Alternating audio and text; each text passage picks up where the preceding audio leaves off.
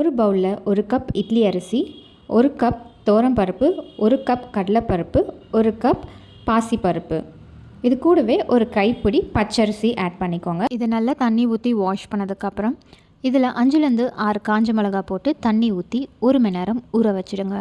மரவள்ளி கிழங்கை நல்லா வாஷ் பண்ணதுக்கப்புறம் தோலை சீவிட்டு கிரேட்டரில் சின்ன சின்னதாக இந்த மாதிரி திருகி எடுத்துக்கோங்க. மிக்ஸி ஜாரில் ஊற வச்சுருக்கிறது எல்லாத்தையும் சேர்த்து 1 ஸ்பூன் பெருஞ்சீரகம், 1 ஸ்பூன் ஜீரகம், 1/4 ஸ்பூன் மிளகு, தேவையான அளவு உப்பு ஆட் பண்ணி நல்லா அரைச்சி எடுத்துக்கோங்க. கொஞ்சம் கொரப்பாகவே அரைச்சிக்கோங்க. ஒரு வாணலில் எண்ணெய் ஊற்றி கடுகு உளுத்தம் பருப்பு போட்டு தாளிச்சிட்டு வெங்காயம் குட்டி குட்டியாக சாப் பண்ணி ஆட் பண்ணி வதக்கிக்கோங்க. இந்த அரைச்சி வச்சுருக்க மாவில் திருகுன மரவள்ளி கிழங்கை ஆட் பண்ணிவிட்டு இந்த வதக்கி வச்சுருக்க வெங்காயத்தையும் ஆட் பண்ணி இது கூடவே கருவேப்பிலையும் கொத்தமல்லியும் குட்டி குட்டியாக நறுக்கி ஆட் பண்ணி நல்லா கலக்கி விட்டுக்கோங்க. இப்போது நம்மளோட அடை மாவு ரெடி ஆகிடுச்சு. இதை தோசைக்கல்லில் ஊற்றி எடுத்திங்கன்னா நம்மளோட டேஸ்டியான மரவள்ளி கிழங்கு அடை ரெடி ஆகிடுச்சு.